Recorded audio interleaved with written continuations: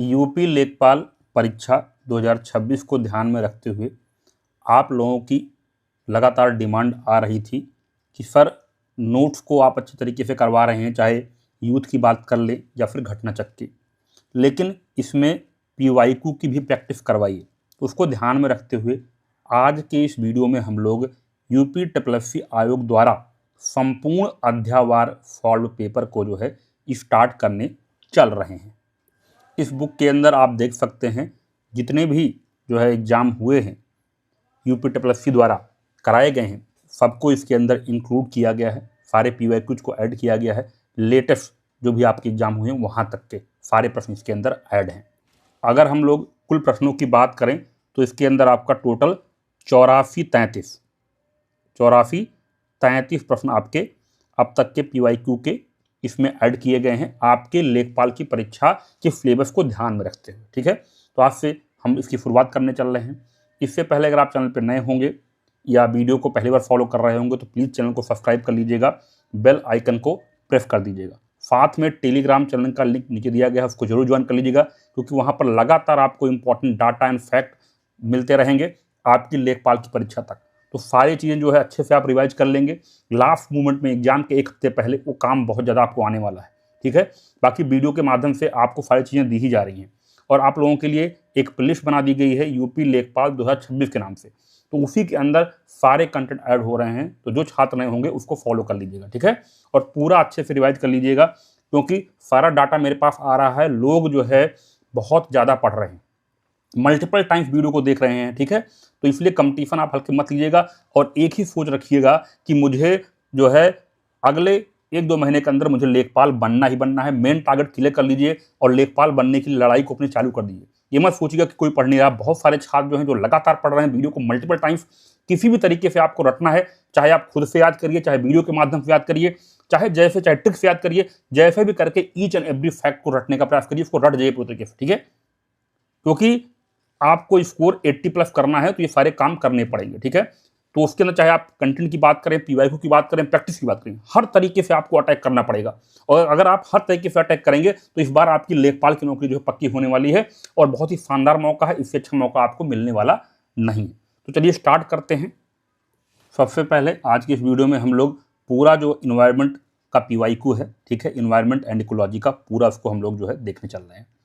और जो भी आपकी डिमांड हो, प्रायोरिटी के अकॉर्डिंग आप लोग अपनी डिमांड को कमेंट जरूर कर दीजिएगा। ठीक है, ताकि मेरी निगाह उस पर पड़ी रहे और किस जो है छात्र को क्या चीज़ें पहले रिवाइज करनी है। हो सकता है कि कई सारे छात्रों के कई सारे टॉपिक अच्छे से तैयार हों, तो अपनी डिमांड को प्रायोरिटी के अकॉर्डिंग, ठीक है, आप उसको कमेंट के माध्यम से रख दीजिएगा, ताकि उसी ऑर्डर में सारी चीज़ें जो है प्रैक्टिस कराई जाए। तो जो छात्र डिमांड कर रहे थे उनका मेन मोटिव यही है कि उनका इन्वायरमेंट, इकोलॉजी, यूपी जीके और कंप्यूटर, इन तीनों पर छात्र ज़्यादा फोकस कर रहे हैं। ठीक है, बाकी कुछ चीज़ें जो है कराई तो आपको सारी चीज़ें जाएंगी, पर लेकिन जल्द से जल्द आप क्या रिवाइज कर सकते हैं उस पर आपको ध्यान देना है। तो उसके अकॉर्डिंग आप लोग कमेंट कर दीजिएगा ऑर्डर में, भाई पहले ये चीज़ें मुझे रिवाइज करनी है, फिर ये चीज़ें करनी है। तो उससे मुझे भी आइडिया लगेगा कि जो है किस किस चीज़ पर वीडियो बनाया जाए। ठीक है, ताकि आपको ज़्यादा से ज़्यादा जो है फायदा हो। तो चलिए स्टार्ट करते हैं और पूरा इन्वायरमेंट इकोलॉजी का पीवाईक्यू जो है इस वीडियो में समाप्त करते हैं। पहला इसमें जो आपका चैप्टर है वो है आपका पारिस्थितिकी तंत्र यानी इकोसिस्टम। पहला क्वेश्चन क्या है, the idea of biosphere reserve was initiated by under programme, यानी बायोस्फीयर रिजर्व का विचार जो है, गैप फिल करना है आपको, किसके द्वारा, कार्यक्रम के तहत जो है शुरू किया गया था। तो बायोस्फीयर रिजर्व वाज इनिशिएटेड जो है किसके द्वारा, यूनेस्को के द्वारा, और प्रोग्राम का नाम क्या था, मैन एंड बायोस्फीयर, यूनेस्को मानव और जीवमंडल, ये था आपका प्रोग्राम का नाम। ठीक है, इस कॉन्सेप्ट को हमने अच्छे से पढ़ा हुआ था तो आप लोग आसानी से इसको सॉल्व कर लिए होंगे। बायोस्फीयर रिजर्व का विचार 1973-74 में यूनेस्को द्वारा मानव और जीवमंडल, मैन एंड बायोस्फीयर कार्यक्रम के तहत शुरू किया गया था। यह प्राकृतिक परिस्थितियों में और उपयुक्त आकार में इन सीटू प्रतिनिधि प्रणालियों का विचार करने के उद्देश्य से शुरू किया गया है, ताकि जीवित संसाधनों के निर्बाध विकास को सुनिश्चित किया जा सके। बायोस्फीयर रिजर्व जैव विविधता के संरक्षण और सतत विकास को बढ़ावा देने के लिए चिन्हित है। अब देखिए हमने जो कॉन्सेप्ट किया था उसमें पूरा अच्छे तरीके से इसको पढ़ाया गया था, यानी आपको क्वेश्चन सॉल्व करने में कोई खास दिक्कत नहीं हुई। आगे बढ़ते हैं। The primary driving force behind the hydrological water cycle is. जल चक्र के पीछे मुख्य प्रेरक शक्ति क्या होती है? तो आपके विकल्प क्या दिया गया है? Ocean current, air pressure difference यानी महासागरीय धाराएं, वायुदाब में अंतर, अर्थ रोटेशन पृथ्वी का घूर्णन, सोलर रेडिएशन, सौर विकिरण। तो आपने इसको अच्छे तरीके से पढ़ा हुआ है कॉन्सेप्ट को। तो इसमें क्या किसका रोल होता है? सोलर रेडिएशन का रोल होता है, सौर विकिरण का रोल होता है। जल चक्र पृथ्वी की सतह पर ऊपर और नीचे जल की निरंतर गति को दर्शाता है। यह चक्र जल के वितरण और पुनर्चक्रण को सुनिश्चित करता है, जिससे यह विभिन्न रूपों और पारस्परिक प्रक्रियाओं के लिए उपलब्ध होता है। जल चक्र प्रक्रिया सौर विकिरण से प्राप्त सौर ऊर्जा द्वारा संचालित एक गतिशील प्रणाली है। जल चक्र में 4 प्रमुख चरण होते हैं। पहला है आपका वाष्पीकरण होगा, फिर आपका संघनन होगा, फिर आपका वर्षण होगा और बाद में क्या होगा? संग्रहण होगा। ठीक है, तो यानी वाष्पीकरण, संघनन, वर्षण और संग्रहण। ठीक है, अच्छे से इसका आंसर को हमने पढ़ा था। Question number 3, the type of ecological pyramid in grassland ecosystem. घास के मैदान में पारिस्थितिकी तंत्र में पारिस्थितिकी पिरामिड का प्रकार कैसा होता है? विकल्प क्या है आपके? क्षैतिज होता है, इन्वर्टेड उल्टा होता है। इसके अलावा जो आपका अगला ऑप्शन है वो देखते हैं। अगला ऑप्शन क्या है आपका? बोथ दिया गया है, ए एंड बी, और फिर ऑप्शन दिया गया है अपराइट होता है। तो हमने इस कॉन्सेप्ट को बहुत ही अच्छे से पढ़ा हुआ है। ठीक है, किस किस केस में किस तरीके का पिरामिड बनता है, ईच एंड एवरी कॉन्सेप्ट को हमने रिवाइज कर लिया है। तो सही उत्तर क्या होगा आपका? डी अपराइट होगा। घास के मैदान पारिस्थितिकी तंत्र में पारिस्थितिकी पिरामिड सीधा बनता है। इसमें सबसे नीचे बहुत अधिक घास, उसके ऊपर अपेक्षाकृत कम संख्या में शाकाहारी जीव और उसके ऊपर कम संख्या में मांसाहारी जीव आते हैं। Question number 4, Achanakmar Amarkantak biosphere reserve कहाँ स्थित है? ठीक है, तो बताइए ये कहाँ पर है? ये आपका मध्य प्रदेश एवं छत्तीसगढ़ राज्यों में स्थित है। तो विकल्प में तमिलनाडु, उड़ीसा, गुजरात, तेलंगाना दिया गया था, इसलिए क्या सही होगा आपका? विकल्प ई सही होगा। ठीक है, अमरकंटक बायोस्फीयर रिजर्व कहाँ पर है? मध्य प्रदेश व छत्तीसगढ़ में। क्वेश्चन नंबर 5 क्या कह रहा है? पृथ्वी के पारिस्थितिकी तंत्रों पर मानवीय मांग का माप क्या है? ठीक है, तो उसका क्या होगा आपका? विकल्प क्या है? नीचे दिया गया है। इकोलॉजिकल फुटप्रिंट यानी पारिस्थितिकी पदचिह्न दिए गए हैं, इकोटोन दिया गया है, बायोम दिया गया है। ठीक है, हमने ईच एंड एवरी कॉन्सेप्ट को बहुत अच्छे से पढ़ा हुआ है। तो बताइए, measures of human demand on the earth ecosystem क्या कहलाता है आपका? इकोलॉजिकल फुटप्रिंट कहलाता है। जो छात्र इंग्लिश मीडियम के होंगे प्लीज वो भी कमेंट कर दीजिएगा, हो सकेगा तो मैं इसको बायलिंगुअल रखने का प्रयास करूंगा। ठीक है, बाकी डिपेंड करेगा कि कौन सा सारे छात्र जो है बायलिंगुअल पढ़ना चाहते हैं या फिर जो है सिर्फ जो है हिंदी मीडियम के छात्र हिंदी में पढ़ना चाहते हैं। ठीक है, आप कमेंट के माध्यम से ये जरूर आप लोग बताइएगा। पृथ्वी के पारिस्थितिकी तंत्र पर मानवीय मांग का माप मुख्य रूप से पारिस्थितिकी पदचिह्न कहलाता है। यह माप दर्शाता है कि मानव जाति प्रकृति से कितनी संसाधनों और सेवाओं की मांग करती है और उनकी यह मांग पारिस्थितिकी तंत्र की जैव क्षमता से कितनी अधिक है। क्वेश्चन नंबर 6 क्या कहता है?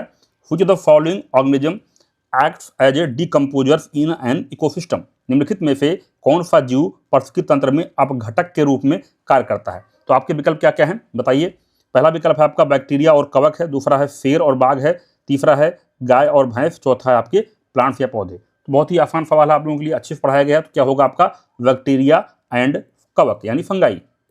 जीव पारिस्थितिकी तंत्र में बैक्टीरिया और कवक अपघटक के रूप में कार्य करते हैं। यह मृत कार्बनिक पदार्थों को तोड़कर तत्वों और अणुओं को मुक्त करते हैं और उनका पुनर्चक्रण करते हैं, जिससे पोषक तत्व वापस मिट्टी में आ जाते हैं, जिससे पौधे और अन्य जीव उन्हें पुनः प्राप्त कर सकते हैं।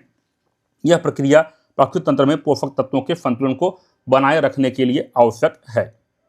क्वेश्चन नंबर 7, निम्नलिखित में से कौन सी बायोडिग्रेडेबल जैव निम्नकरणीय सामग्री नहीं है? ठीक है, नॉट नहीं पूछा गया। ठीक है, तो आप लोग विकल्प देखिए, कपास दिया गया है, जानवरों की हड्डियां, लकड़ी और एल्युमिनियम फॉयल। तो कौन सा होगा इसमें? बायोडिग्रेडेबल कौन सा नहीं है? वो है आपका एल्युमिनियम फॉयल। बाकी कपास, जानवरों की हड्डियां, लकड़ी, ये सब बायोडिग्रेडेबल हैं। जीवों के माध्यम से जिन पदार्थों का रासायनिक विघटन संभव है उन्हें जैव निम्नीकरण बायोडिग्रेडेबल कहते हैं। जैविक पदार्थ ऑक्सीजन की अनुपस्थिति में अपघटित किए जा सकते हैं। एल्युमिनियम फॉयल बायोडिग्रेडेबल नहीं है, जबकि कपास, जानवरों की हड्डियां, लकड़ी आदि बायोडिग्रेडेबल हैं। क्वेश्चन नंबर 8, पारतंत्र के 2 मूल घटक हैं। तो विकल्प क्या है आपका? पौधे और प्राणी, जीवीय और अजीवीय, पौधे और प्रकाश, घास पात और सूक्ष्म जीव। तो सही क्या होगा आपका? जीवी और आजीव, ये क्या है, पारतंत्र के दो मूल घटक हैं। अगर हम बात करें पारतंत्र की यानी इकोसिस्टम की, 1935 में एजी टाउंसले द्वारा पारतंत्र की संकल्पना प्रस्तावित की गई। टाउंसले के अनुसार पारतंत्र के दो मूल घटक हैं जिसमें उसकी रचना होती है, पहला है अजैविक, दूसरा है जैविक। पारिस्थितिकी के जनक की संज्ञा अर्नेस्ट हैकल को प्रदान की गई है। पारिस्थितिकी यानी इकोलॉजी शब्द का प्रयोग अर्नेस्ट हैकल ने 1866 में किया था। यानी इसकी व्याख्या बहुत ही शानदार है, क्योंकि यहाँ से एक प्रश्न आपका बन सकता है, ठीक है। तो जब भी बोले आपका पारिस्थितिकी के जनक की संज्ञा तो अर्नेस्ट हैकल को दी जाती है, और पारिस्थितिकी यानी इकोलॉजी शब्द का प्रयोग अर्नेस्ट हैकल ने 1866 में किया था। ये दोनों बहुत ही इंपॉर्टेंट है, ठीक है। वहीं पर अगर बात करें पारतंत्र यानी इकोसिस्टम की, तो 1935 में एजी टाउंसले द्वारा जो है पारतंत्र की संकल्पना प्रस्तावित की गई थी। These are very very important fact, यहाँ से एक प्रश्न आपका जरूर बनेगा, ठीक है। क्वेश्चन नंबर 9 देखते हैं क्या कहता है। सर्वप्रथम पारिस्थितिकी तंत्र शब्द का प्रयोग किया, तो किसने किया, एजी टाउंसले ने, हमने ऊपर देखा ही अभी। पारिस्थितिकी तंत्र यानी इकोसिस्टम शब्द का सर्वप्रथम प्रयोग अंग्रेज पारिस्थितिकीविद एजी टाउंसले ने अपनी पुस्तक इकोलॉजी, जो कि 1935 में आई थी, उसमें किया था। पौधे, जीव जंतु एवं भौतिक पर्यावरण को सामूहिक रूप से पारिस्थितिकी तंत्र कहा जाता है। पारिस्थितिकी वह विज्ञान है जिसके अंतर्गत किसी क्षेत्र में रहने वाले विभिन्न जीवों के परस्पर संबंधों और भौतिक पर्यावरण से उनके संबंधों का अध्ययन किया जाता है। क्वेश्चन नंबर 10 क्या कह रहा है, किसी विशेष भौगोलिक क्षेत्र में पाए जाने वाले पशु साम्राज्य को कहते हैं, तो उन्हें क्या कहते हैं, फौना कहते हैं। किसी विशेष भौगोलिक क्षेत्र में पाए जाने वाले पशु साम्राज्य समूह को फौना कहते हैं, तथा किसी विशेष भौगोलिक क्षेत्र में पाए जाने वाले वनस्पतियों के समूह को फ्लोरा कहते हैं। ये जीवन के मात्र दो रूप हैं जो एक स्थान में विद्यमान हो सकते हैं, और इसमें जीवन के अन्य रूपों जैसे फफूंदी या एक कोशिकीय जीव, गैर पादप और गैर जंतु जीवों जैसे बैक्टीरिया को शामिल नहीं किया जाता है। क्वेश्चन नंबर 11, निम्नलिखित में से कौन सा अजैविक नहीं है, तो विकल्प क्या है आपके पास, पानी है, हवा है, मृदा है और कवक है। तो इसमें से कौन सा अजैविक नहीं है, तो इसमें मतलब 3 अजैविक हैं, पानी अजैविक है, हवा अजैविक है, मृदा क्या है, अजैविक है, यानी कवक आपका अजैविक नहीं है। विकल्प के अनुसार पानी, हवा व मृदा अजैविक घटक हैं, जबकि कवक क्या है, जैविक घटक है। जैविक घटकों के अंतर्गत पर्यावरण में रहने वाले सभी जीव जंतु सम्मिलित हैं, जिसमें जलचर, नभचर एवं स्थलीय जीव आते हैं। प्रकाश एवं ताप जैविक घटकों के अंतर्गत पोषण एवं जीवित रहने के लिए अत्यंत जरूरी हैं, जैसे मृदा, आर्द्रता, हवा एवं स्थलाकृति, ये सब क्या हैं, अजैविक घटक होते हैं। अगला चैप्टर आपका क्या है, चैप्टर नंबर 2, पर्यावरण संरक्षण वैश्विक प्रयास, इन्वायरमेंट प्रोटेक्शन ग्लोबल एफर्ट्स।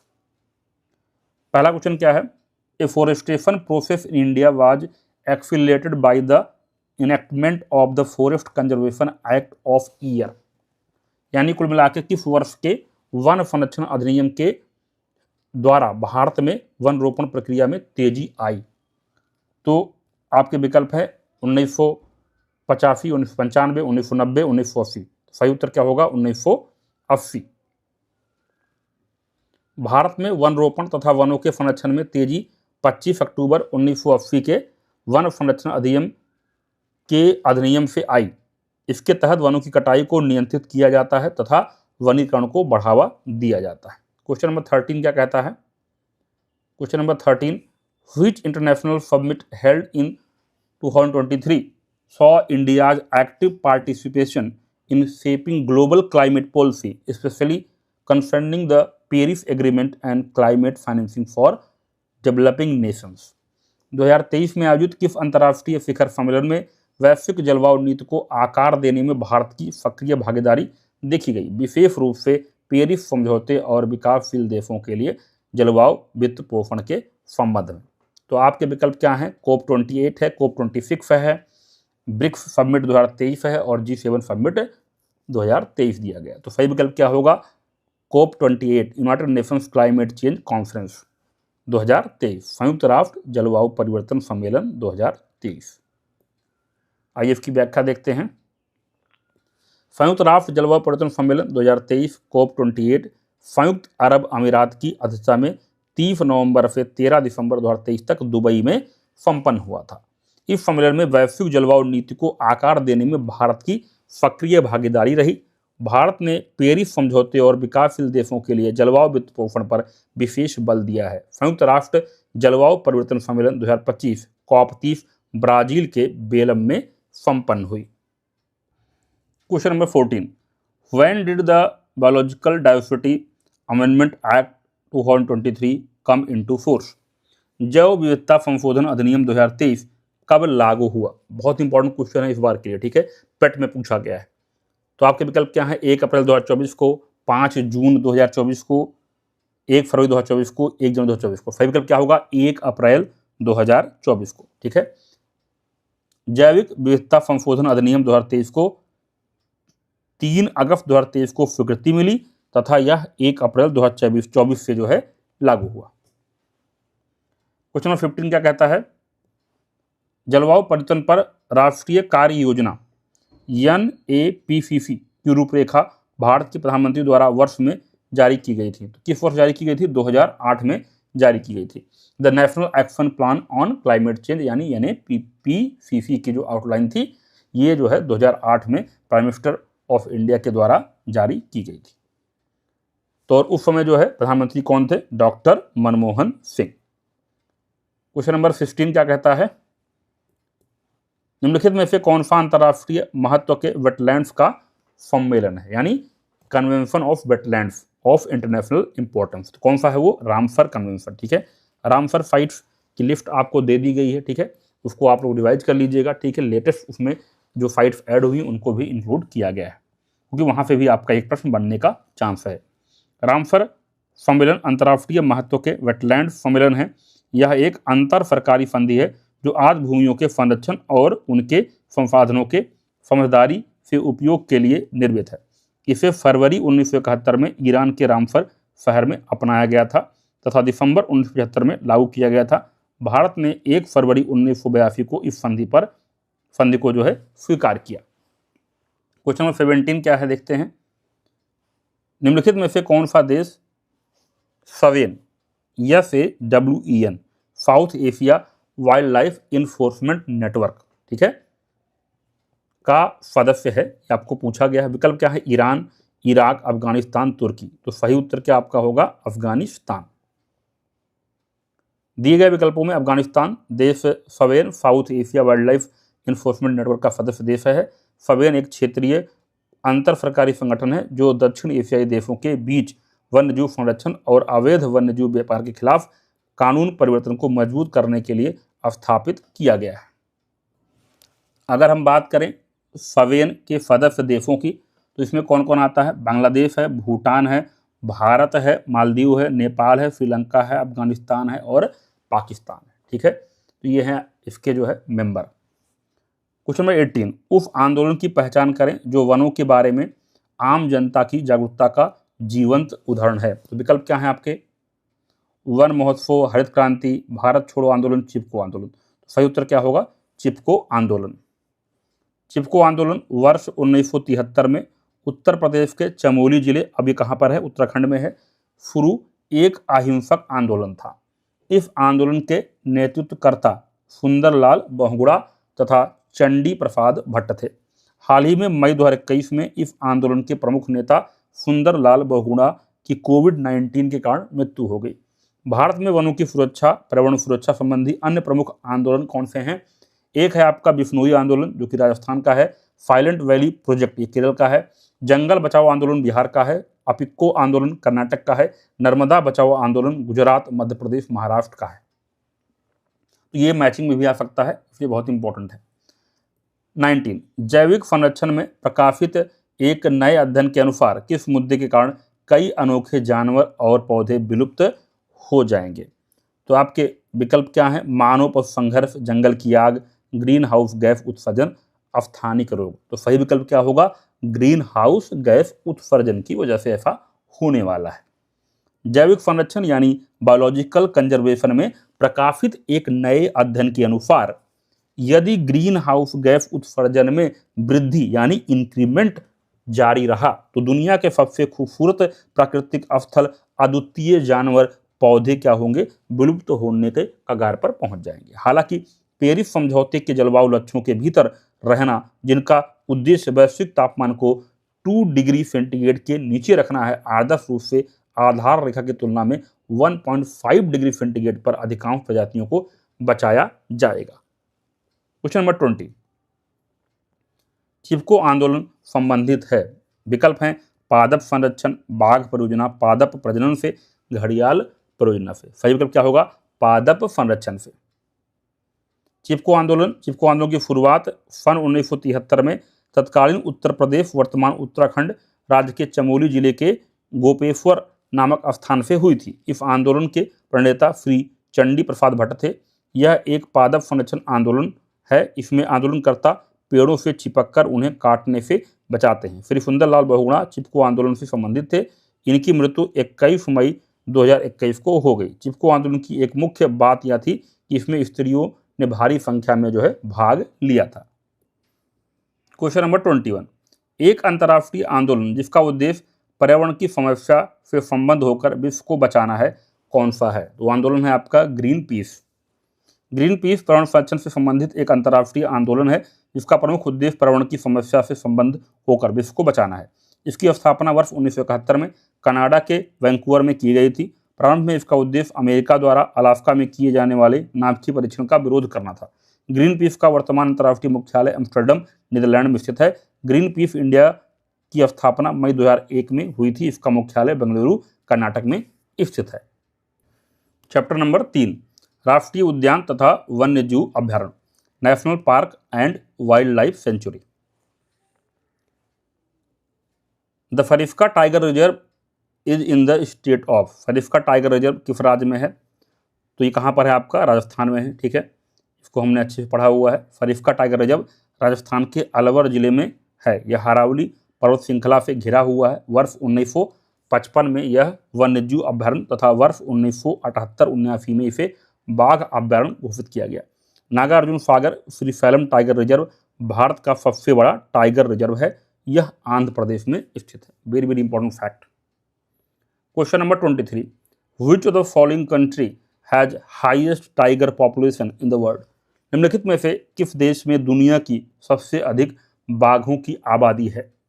तो आपके विकल्प हैं दक्षिण अफ्रीका, चीन, पाकिस्तान, इंडिया। सही उत्तर क्या होगा? इंडिया, भारत। भारत में बाघों की आबादी विश्व के किसी भी देश की तुलना में सर्वाधिक है। प्रोजेक्ट टाइगर भारत में बाघों की संख्या में वृद्धि का मुख्य कारण है। 1973 में प्रोजेक्ट टाइगर आपका शुरू हुआ था। 2025 में मध्य प्रदेश का माधव राष्ट्रीय उद्यान 58वां अभ्यारण्य घोषित हुआ। 2024 में 3167 भारत में बाघों की संख्या है। जो लेटेस्ट आंकड़े हैं बाघों के, ठीक है, बाघों की जो जनगणना हुई थी, जो बाघों की गणना हुई थी, वो सब सारे आंकड़े आपको एक वीडियो के माध्यम से चैनल पर प्रोवाइड कर दिए गए हैं। तो उसको भी आप लोग देख लीजिएगा। वीडियो प्लेलिस्ट में ऐड है। ठीक है, बाकी जितने भी लेटेस्ट डाटा होंगे वो सब आपको अलग से छोटे छोटे वीडियो के माध्यम से मिलते रहते हैं, तो उनको भी देखते रहिएगा। Question number 24, Tadoba Andhari tiger reserve का प्रसिद्ध वन्यजीव गंतव्य है। तो कहाँ पर है ये? महाराष्ट्र के अंदर। ताडोबा अंधारी टाइगर रिजर्व महाराष्ट्र के चंद्रपुर जिला में स्थित है। वर्तमान में देश में 58 टाइगर रिजर्व हैं। 57वां tiger reserve Ratapani tiger reserve है मध्य प्रदेश का। 58वां माधव टाइगर रिजर्व है मध्य प्रदेश का। ठीक है, क्वेश्चन नंबर 25, यहाँ पर आपको फिल करना है। क्या पूछा गया है? Is a group of organism usually of same species occupying A defined area during a specific time. आमतौर पर एक ही प्रजाति के जीवों का एक समूह जो एक विशिष्ट समय के दौरान एक निश्चित क्षेत्र पर कब्जा करता है, तो क्या कहलाता है? विकल्प क्या है? कम्युनिटी, समुदाय, पॉपुलेशन जनसंख्या, इंडिविजुअल यानी व्यक्ति, और एक है आपका नीचे यानी स्थान। तो सही उत्तर क्या होगा? पॉपुलेशन यानी जनसंख्या।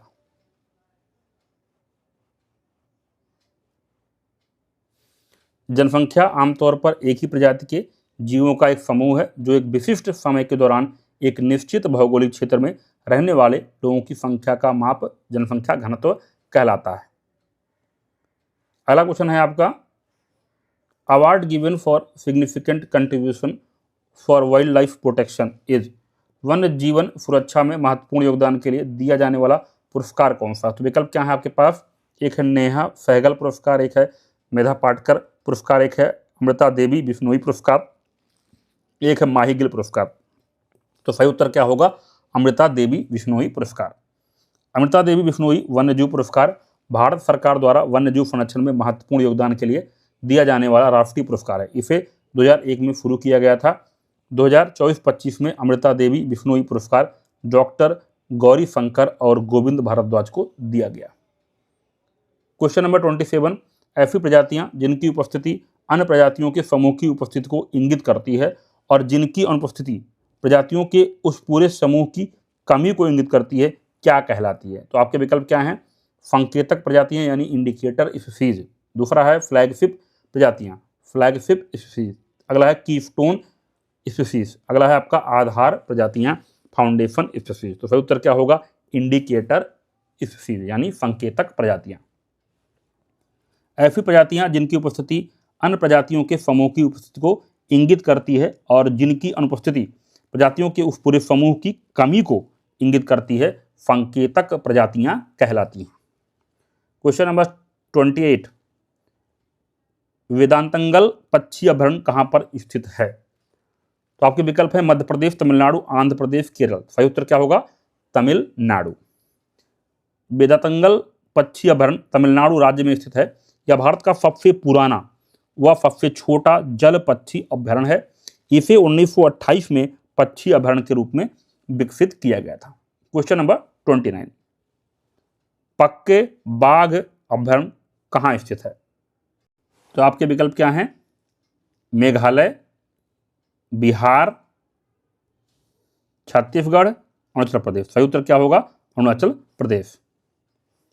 पक्के बाघ अभयारण्य अरुणाचल प्रदेश के पूर्वी कामेंग जिले में स्थित हैं। वर्तमान में भारत में 58 बाघ रिजर्व या अभयारण्य हैं। अगला है आपका थट्टेकड़ पक्षी अभयारण्य कहाँ स्थित है? तो यह है आपका केरला के अंदर। थट्टेकड़ पक्षी अभयारण्य केरल राज्य में स्थित राज्य का पहला पक्षी अभयारण्य है, जो पेरियार नदी के किनारे एर्नाकुलम जिले के कोठामंगलम के पास है। Question number 31, Kameng elephant reserve कहाँ स्थित है? तो यह है आपका अरुणाचल प्रदेश में। कामेंग एलिफेंट रिजर्व अरुणाचल प्रदेश के पश्चिमी कामेंग और पूर्वी कामेंग जिले में स्थित है। हाथी परियोजना भारत सरकार द्वारा 1992 में शुरू की गई थी। प्रोजेक्ट एलिफेंट कब आया था? 1992 में। भारत का पहला हाथी रिजर्व सिंहभूमि हाथी रिजर्व झारखंड है। इसकी स्थापना वर्ष 2001 में हुई थी। हाथी को वन्यजीव संरक्षण अधिनियम 1972 के तहत अक्टूबर 2010 में भारत का राष्ट्रीय विरासत पशु घोषित किया गया था। Very very important fact. Question number 32, निम्नलिखित में से किसे दुनिया का पहला राष्ट्रीय उद्यान माना जाता है? तो उसका नाम क्या है? येलोस्टोन नेशनल पार्क, येलोस्टोन राष्ट्रीय उद्यान। येलोस्टोन राष्ट्रीय उद्यान को विश्व का पहला राष्ट्रीय उद्यान माना जाता है। इसकी स्थापना मार्च 1872 में संयुक्त राज्य अमेरिका में की गई थी। भारत का प्रथम राष्ट्रीय उद्यान जिम कॉर्बेट नेशनल पार्क है। इसे 1936 में हैली नेशनल पार्क के नाम से उत्तराखंड के नैनीताल में स्थापित किया गया था। प्रोजेक्ट टाइगर 1973 के अंतर्गत भी आने वाला यह पहला राष्ट्रीय उद्यान है। Very very important fact. Question number 33, त्रिराज्य संरक्षित क्षेत्र में स्थित घड़ियाल मगरमच्छों की सबसे बड़ी आबादी वाला नदी अभयारण्य निम्नलिखित में से कौन सा है? तो आपके विकल्प क्या क्या हैं? आपके विकल्प हैं राष्ट्रीय चंबल अभयारण्य, अचानकमा अमरकंटक जीव मंडल रिजर्व, बांधवगढ़ राष्ट्रीय उद्यान, ब्लैक बग राष्ट्रीय उद्यान। तो सही विकल्प क्या होगा आपका? राष्ट्रीय चंबल अभयारण्य। राष्ट्रीय चंबल अभयारण्य की स्थापना वर्ष 1979 में की गई थी। इसकी घाटी राजस्थान, मध्य प्रदेश और उत्तर प्रदेश के त्रिबिंदु के पास चंबल नदी के क्षेत्र में फैली हुई है। यह वन्यजीव अभयारण्य घड़ियालों, पतले मुंह वाले मगरमच्छों के लिए बहुत लोकप्रिय है। राष्ट्रीय चंबल अभयारण्य एक महत्वपूर्ण पक्षी क्षेत्र इंपॉर्टेंट बर्ड एरिया IBA के रूप में भी सूचीबद्ध और एक प्रस्तावित रामसर स्थल भी है। क्वेश्चन 34, काराकोरम वन्यजीव अभयारण्य निम्नलिखित में से किस राज्य केंद्र शासित प्रदेश में स्थित है? तो काराकोरम कहाँ है? लद्दाख में।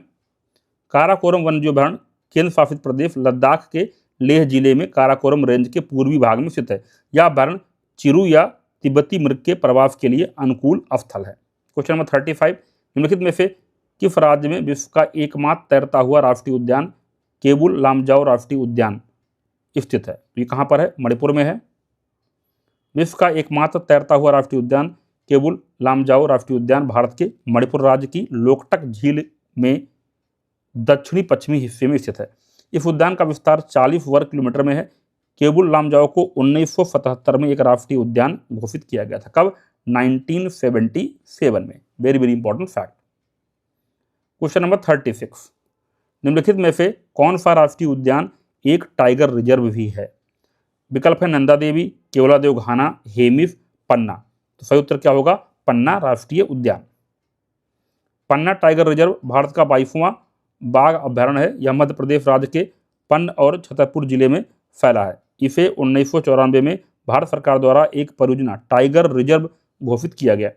भारत का पहला tiger reserve Hailey National Park के रूप में स्थापित किया गया था। सन 1936 में हैली नेशनल पार्क का नाम बदलकर Jim Corbett national park Uttarakhand कर दिया गया।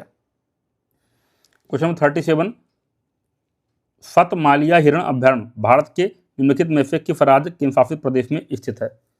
तो आपका जो सतमालिया हिरण अभ्यारण्य है ये भारत के केंद्र शासित प्रदेश दादरा और नगर हवेली में स्थित है।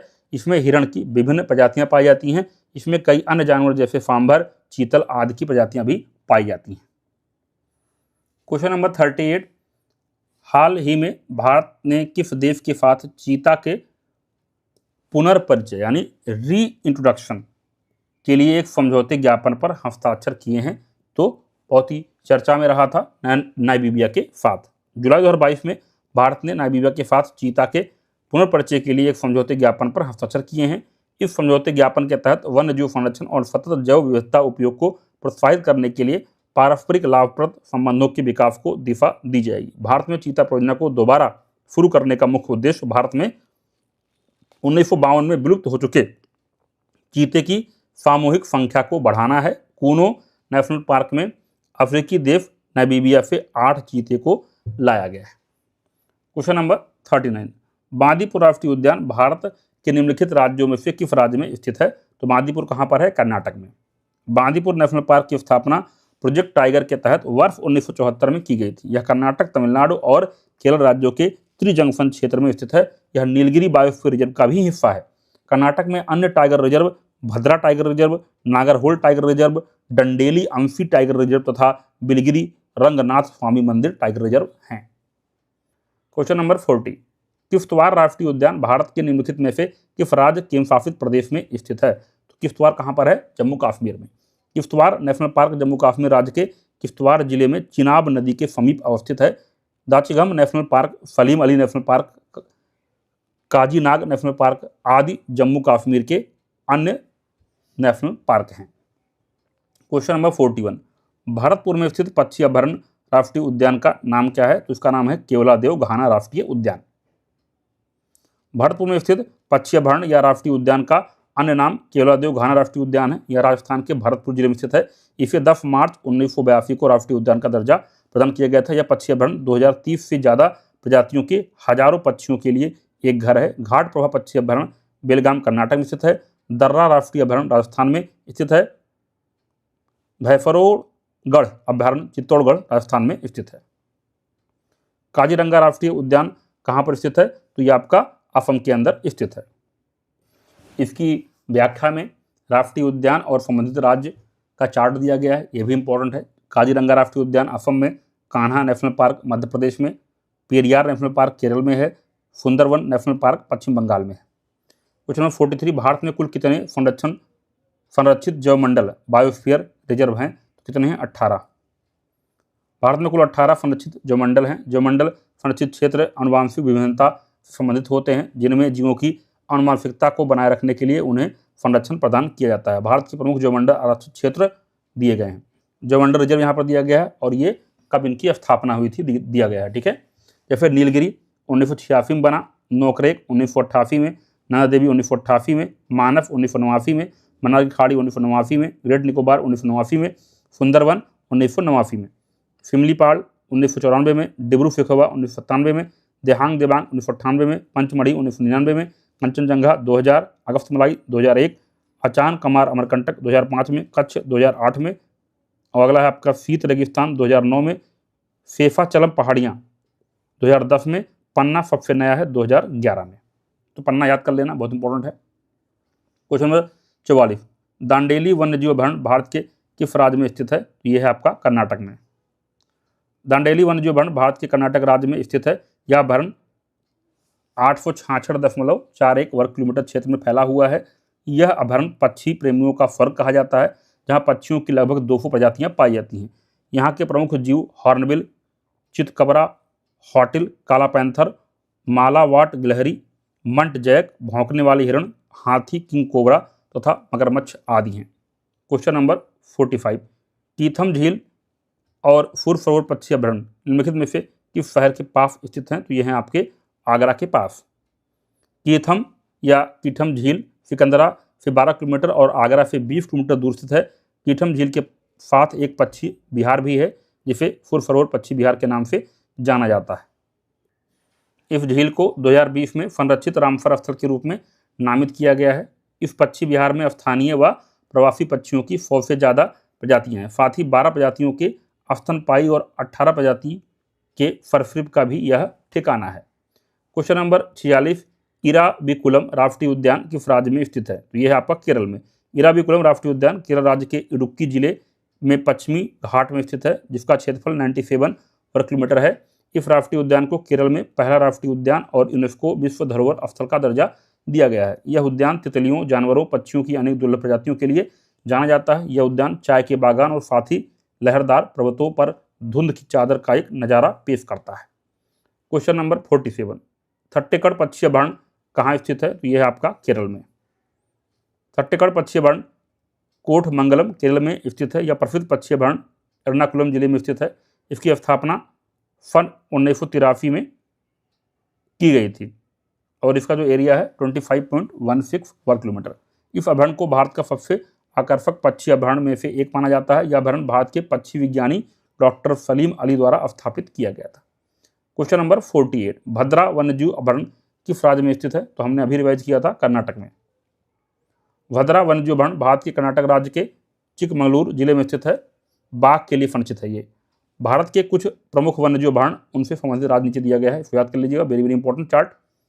हजारीबाग वन्यजीव अभयारण्य झारखंड में, चंद्रप्रभा अभयारण्य उत्तर प्रदेश में, सिमलीपाल वन्यजीव अभयारण्य उड़ीसा में, मुदुमलाई वन्यजीव अभयारण्य तमिलनाडु में, भद्रा वन्यजीव अभयारण्य कर्नाटक में, पाखल वन्यजीव अभयारण्य तेलंगाना में, घाना पक्षी विहार राजस्थान में, रणथंभौर वन्यजीव अभयारण्य राजस्थान में। ठीक है, ये सारे इंपॉर्टेंट चार्ट आपको टेलीग्राम में भी शेयर किए जा रहे हैं, तो वहाँ पर भी देखते रहिएगा और मल्टीपल टाइम्स को जब आंखों से गुजारेंगे तो एक एक करके आपको ये सारी चीज़ें अच्छे से याद हो जाएंगी। चैप्टर नंबर 4, प्रदूषण, pollution. Which of the following pollutants is not included in the list of criteria air pollutants monitored under the National Air Quality Monitoring Program, that is NAMP, of the Central Pollution Control Board CPCB? निम्नलिखित में से कौन सा प्रदूषक केंद्रीय नियंत्रण board CPCB के राष्ट्रीय वायु गुणवत्ता निगरानी कार्यक्रम NAMP के तहत निगरानी किए जाने वाले मानदंड वायु प्रदूषकों की सूची में शामिल नहीं है, पूछा गया है। तो आपके विकल्प क्या क्या हैं, आइए देखते हैं।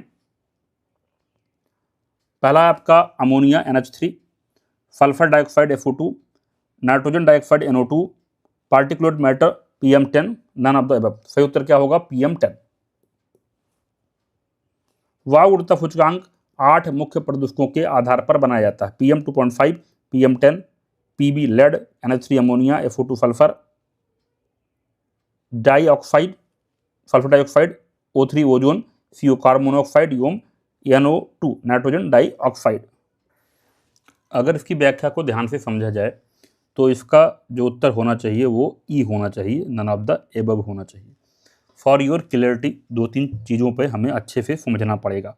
जैसे अगर बात होती है NAMP की, ठीक है, NAMP की यानी राष्ट्रीय वायु गुणवत्ता निगरानी कार्यक्रम की, जिसका संचालन कौन करता है? CPCB करता है। CPCB करता है यानी केंद्रीय प्रदूषण नियंत्रण बोर्ड करता है। इसके 4 प्रदूषक कितने होते हैं? 4 प्रदूषकों की पहचान की गई इसमें आपका SO2 आता है यानी सल्फर डाइऑक्साइड आता है, नाइट्रोजन डाइऑक्साइड NO2 आता है इसमें, और इसमें आता है आपका सस्पेंडेड पार्टिकुलेट मैटर यानी SPM आता है, और आता है आपका PM10। कौन आता है? PM10 आता है, ठीक है। तो ये चारों आते हैं। अगर इसमें देखा जाए तो आपका FO2 NO2 PM10 FO2 NO2 ये सब आ रहा है, ठीक है। तो जो क्वेश्चन जो पूछा गया उसके अकॉर्डिंग अगर पूछा जाए तो देखा जाए क्या पूछा गया था? पूछा गया था NAMP, ठीक है। लिस्ट ऑफ क्राइटेरिया में कौन सा जो है पूछा गया था कि आता नहीं है। तो 3 तो ये हो गया। तो इसके हिसाब से देखा जाए तो इसका उत्तर क्या होना चाहिए? इसका उत्तर आपका अमोनिया होना चाहिए। लेकिन अगर इसकी व्याख्या आप देखोगे तो इसमें क्या क्या दिया गया है? वायु गुणवत्ता सूचकांक की बात कर रही है। इसमें 8 जो है प्रदूषक होते हैं। क्या होते हैं? 8 होते हैं। जो आपका AQI होता है यानी राष्ट्रीय वायु गुणवत्ता सूचकांक जिसकी बात होती है, इसमें 8 प्रदूषक होते हैं। इसमें PM10 होता है, 2.5 होता है, NO2 FO2 CO O3 NH3 और PB। यानी AQI में अगर देखोगे तो ये चारों के चारों जो है AQI में आ जाएंगे आपका, ठीक है, क्योंकि इसके 8 इंडिकेटर होते हैं और NAMP के 4 इंडिकेटर होते हैं। तो NAMP का पूछा जाएगा तो इन सब में तो उत्तर क्या हो जाएगा? अमोनिया हो जाएगा। अगर AQI की बात करेंगे तो उसके अंदर आपका उत्तर क्या होगा? नन ऑफ द एबव हो जाएगा, ठीक है। तो काफ़ी अच्छा सवाल है। क्लियरिटी के लिए मैंने आपको ये सारे कॉन्सेप्ट को जो है टेलीग्राम पे भी शेयर कर दिया गया है, तो आप वहाँ पर भी इसको अच्छे से रिवाइज कर लीजिएगा। चलिए आगे बढ़ते हैं क्वेश्चन नंबर 50 पर। क्वेश्चन 50 क्या कह रहा है? As per NCAP national clean air programme data, the city of Gorakhpur Uttar Pradesh recorded an annual average PM10 concentration of 280 microgram per metre cube in financial year 2019-20। In financial year 2021-22 the target reduction was 138 microgram per metre cube and the actual concentration achieved was 142 microgram per metre cube. Based on this what was the unit reduction in PM10 concentration, ठीक है। तो यानी कुल मिला के 2 आंकड़े दिए गए हैं। एक 19-20 का आंकड़ा दिया गया है PM10 का, एक आंकड़ा 21-22 का दिया गया है, ठीक है। और फिर अचीव जो किया है वो आंकड़ा दिया गया है। पूछा गया है कि भाई क्या जो है PM10 में कंसंट्रेशन का रिडक्शन हुआ है। तो आपके विकल्प यहाँ पर दिए गए हैं। विकल्प है आपका 142, 129, 445 और 31। तो क्या हो जाएगा आपका? 138 माइक्रोग्राम प्रति मीटर क्यूब। विधवा 2019-20 की जो कंसंट्रेशन थी कितनी थी? 280 माइक्रोग्राम पर मीटर क्यूब है। 21-22 की कितनी है? 142 है। तो जब आप डिफरेंस निकालोगे 280 माइनस 142 तो 138 माइक्रोग्राम पर मीटर क्यूब आपका आ जाएगा। सिंपल एक तरीके से जो है, बस देखने में आपको बड़ा सवाल बनाया गया है, लेकिन जो है और ये 2025 का सवाल है, तो इस तरह के सवाल देखने को मिलेंगे जो आपके टाइम को वेस्ट कराए, ठीक है। बड़ा सवाल है बट है कुछ नहीं, बस डिफरेंस निकालना है तरीके से कंपेयर करके। क्वेश्चन नंबर 51 क्या कह रहा है ये देखते हैं। How many types of deposition of acids are there in acid rain? अम्लीय वर्षा में अम्लों का जमाव कितने प्रकार का होता है? तो ये 2 प्रकार का होता है। अम्लीय वर्षा में अम्लों का जमाव 2 प्रकार से होता है, एक गीला जमाव, एक सूखा जमाव।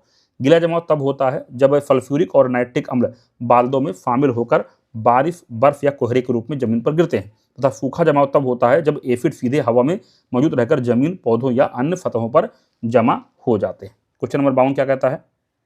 वायुमंडल में ग्रीन हाउस गैसें पृथ्वी के अधिकांश उत्सर्जित फिल करना है को अवशोषित करती हैं जो निचले वायुमंडल को गर्म करती हैं। विकल्प क्या है? पराबैंगनी विकिरण, अवरक्त विकिरण, दृश्यमान प्रकाश, इनमें से कोई नहीं। तो सही उत्तर क्या होगा आपका? अवरक्त विकिरण। वायुमंडल में ग्रीन हाउस गैसें पृथ्वी के अधिकांश उत्सर्जित अवरक्त विकिरण को अवशोषित करती हैं जो निचले वायुमंडल को गर्म करती हैं। अवरक्त विकिरण एक प्रकार की विकिरण ऊर्जा है जो मानव आंखों से अदृश्य होता है, किंतु इसकी गर्मी को महसूस किया जा सकता है। 53 निम्नलिखित में से कौन सा वायु प्रदूषक नहीं है पूछा गया, ठीक है। विकल्प है आपके कणकीय पदार्थ, sulphur dioxide, nitrogen dioxide, oxygen. सही उत्तर क्या होगा? ऑक्सीजन जो है आपका वायु प्रदूषक नहीं है। वायुमंडल में विभिन्न प्रकार के गैसों का मिश्रण है। इसमें मनुष्यों एवं जंतुओं के जीवन के लिए आवश्यक गैसें जैसे ऑक्सीजन तथा पौधों के जीवन के लिए कार्बन डाइऑक्साइड पाई जाती है। ऑक्सीजन वायु प्रदूषक गैस नहीं है, अपितु वायु का संघटक गैस है। वायु प्रदूषक गैसों में सल्फर डाइऑक्साइड, नाइट्रोजन डाइऑक्साइड, कणकीय पदार्थ इत्यादि आते हैं। क्वेश्चन नंबर 54 निम्न में से कौन सी किरणें वायुमंडल में उपस्थित ओजोन परत द्वारा अवशोषित होती हैं? वह आपकी पराबैंगनी। पृथ्वी के वायुमंडल की समताप मंडल की उपस्थिति ओजोन परत द्वारा पराबैंगनी किरणों का अवशोषण होता है। ओजोन परत सूर्य से आने वाली हानिकारक पराबैंगनी किरणों को पृथ्वी की सतह पर आने से रोकती है। पराबैंगनी किरणों से त्वचा कैंसर, दृष्टिहीनता, त्वचा का जलना आदि रोग हो सकते हैं। मानवीय क्रियाकलापों द्वारा वायुमंडल में प्रेषित क्लोरोफ्लोरोकार्बन यानी CFC, hydrochlorofluorocarbon HCFC, carbon tetrachloride आदि से ओजोन परत का क्षरण होता है। क्वेश्चन नंबर 55 निम्नलिखित में से कौन सा विकल्प पीने के पानी का सर्वश्रेष्ठ उदाहरण मापदंड नहीं है? ठीक है, नॉट ए पैरामीटर पूछा गया है। तो पहला है आपका दूषणकारी तत्व से मुक्त, खनिज पदार्थों से युक्त, स्वादिष्ट, एसिडिक पीएच। तो सही विकल्प क्या होगा? Acidic pH. पीने का पानी का सर्वश्रेष्ठ उदाहरण का मापदंड एसिडिक पीएच नहीं है। पीने के पानी के मापदंड है पीने का पानी दूषणकारी तत्व से मुक्त हो, खनिज पदार्थों से युक्त हो और स्वादिष्ट हो तथा जल का पीएच मान संतुलित हो। क्वेश्चन नंबर 56, पीने के पानी में फ्लोराइड की कितनी मात्रा की सिफारिश की जाती है? 0.7 पार्ट्स पर मिलियन ppm। 0.7। पीने के पानी में फ्लोराइड की मात्रा 0.7 ppm की सिफारिश की जाती है। भारतीय मानक ब्यूरो के अनुसार पीने के पानी में फ्लोराइड की वांछनीय सीमा 1 से लेकर 1.5 ppm माना गया है। दिए गए विकल्पों में 0.7 ppm सही विकल्प होगा। क्वेश्चन नंबर 57, निम्नलिखित में से क्या जलीय निकाय में होने वाले प्रदूषण में योगदान प्रदान नहीं करता? पूछा गया। ठीक है, तो विकल्प है भारी धातु, माइक्रोप्लास्टिक्स, कीटनाशक, ये सब करते हैं, ओजोन जो है नहीं करता। जल में भौतिक, रासायनिक व जैव अवलक्षणों में होने वाले अनपेक्षित परिवर्तन को ही जल प्रदूषण कहते हैं। प्रमुख जल प्रदूषक भारी धातु, माइक्रोप्लास्टिक्स, कीटनाशक, आर्सेनिक, फ्लोराइड व यूरेनियम है, जो वर्तमान में जल प्रदूषण के प्रमुख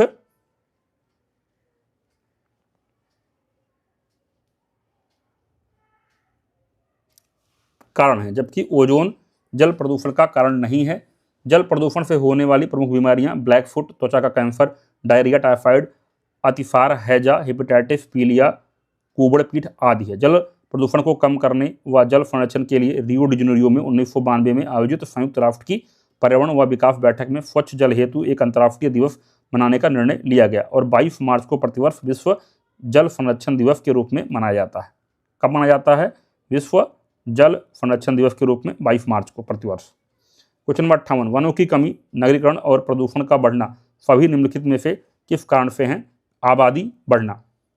वनों की कमी, नगरीकरण और प्रदूषण का प्रमुख कारण जनसंख्या वृद्धि है। जनसंख्या वृद्धि के कारण छोटे छोटे कस्बे शहरों में और छोटे छोटे शहर महानगरों में परिवर्तित होते जा रहे हैं। जनसंख्या वृद्धि के कारण नए आवास और अधिक खाद्यान्न की आवश्यकता होती है, जिसके लिए वनों की कटाई करके वहाँ पर जो है कृषि की जाती है तथा इमारती लकड़ियों, फर्नीचर आदि के लिए भी वृक्षों की कटाई की जाती है। वृक्षों की कमी से वातावरण में कार्बन डाइऑक्साइड की वृद्धि होती है। जनसंख्या वृद्धि के कारण परिवहन में वृद्धि होती है, जिससे निकलने वाले धुएं कार्बन मोनोऑक्साइड से प्रदूषण फैलता है। क्वेश्चन नंबर 59, पर्थ नियम को कैसे जैव एजेंटों का उपयोग करके नियंत्रित किया जा सकता है? तो आपके विकल्प क्या क्या हैं, आइए देखते हैं। तो आपके विकल्प हैं, पहला है आपका कैक्टोब्लास्टिस कैक्टोरम, ओफियोमाइया लेंटिनी, सोल्बिनिया मोलेस्टा, जाइगोग्रामा बाइकोलोराटा। तो सही जवाब क्या होगा? जाइगोग्रामा बाइकोलोराटा।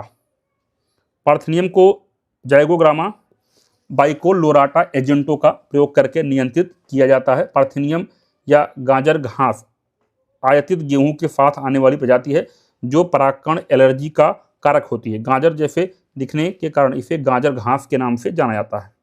क्वेश्चन नंबर 60 क्या कह रहा है, ये देखते हैं। निम्न प्रदूषक एजेंटों में से कौन सा एजेंट ओजोन परत में छेद बनाने के लिए जिम्मेदार है? तो वह है आपका CFC, क्लोरोफ्लोरोकार्बन।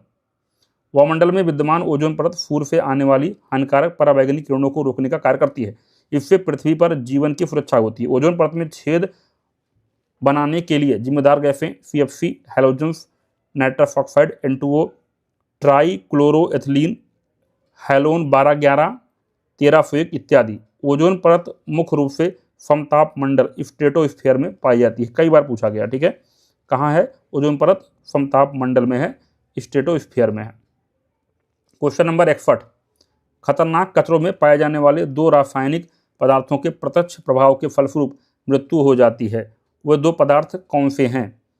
विकल्प आपका दिया गया है, arsenic, cadmium, sulphur chlorine, mercury cyanide, mercury sulphur. तो सही उत्तर क्या होगा आपका? Mercury cyanide.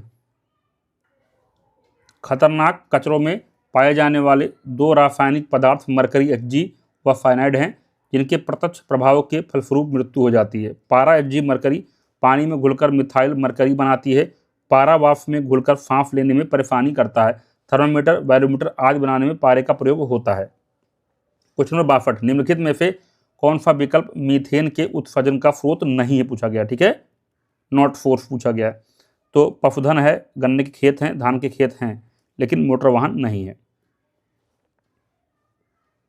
मीथेन मिथनोजेनिक नामक जीवाणु द्वारा जैविक प्रक्रिया से उत्पन्न होता है। चावल धान के खेतों तथा गन्ने के खेतों में जलभराव एवं उष्ण प्रकृति की मिट्टी मिथेनोजेनेसिस हेतु आदर्श स्थिति प्राप्त करती है। मिथेनोजेनेसिस वास्तव में मीथेन और कार्बन डाइऑक्साइड का उत्पादन है, जो मिथेनोजेनिक द्वारा संचालित जैविक प्रक्रियाओं द्वारा उत्पन्न होता है। धान के खेतों में प्रयुक्त जैविक पदार्थ मीथेन के उत्सर्जन के संभावित स्रोत हैं, जैसे कि चावल की भूसी, धान के खेत, गन्ने के खेत। पशुधन मीथेन के उत्सर्जन का स्रोत है। मोटर वाहन मीथेन उत्सर्जन का स्रोत नहीं है, ये कार्बन मोनोऑक्साइड एवं सल्फर डाइऑक्साइड उत्पन्न करते हैं, ठीक है, CO और FO2।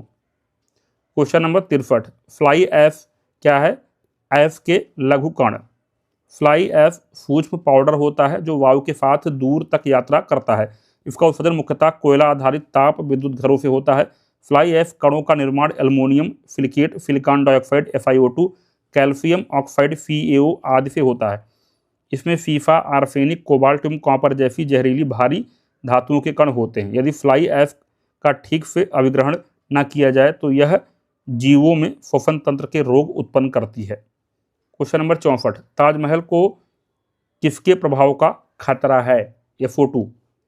मुगल बादशाह शाहजहां द्वारा बनवाए गए ताजमहल को सल्फर डाइऑक्साइड से खतरा है। आजकल कारखानों से निकलने वाले FO2, N2O से ताजमहल के पत्थरों का क्षरण हो रहा है, जिससे ताजमहल की चमक हल्की पीली होती जा रही है। क्वेश्चन नंबर 65, कोलीफॉर्म जीवाणुओं की संख्या निम्नलिखित में से किसके बारे में एक अनुमान प्रदान करती है? नदी के जल में सूक्ष्मजीवी संदूषण। क्लोरोफॉर्म जीवाणुओं की संख्या नदी के जल में सूक्ष्मजीवी संदूषण के बारे में एक अनुमान प्रदान करती है। कोलीफॉर्म विशिष्ट जीवाणुओं का एक समूह होता है जो मिट्टी, खराब सब्जियों, पशुओं के मल, गंदे जल में पाए जाते हैं।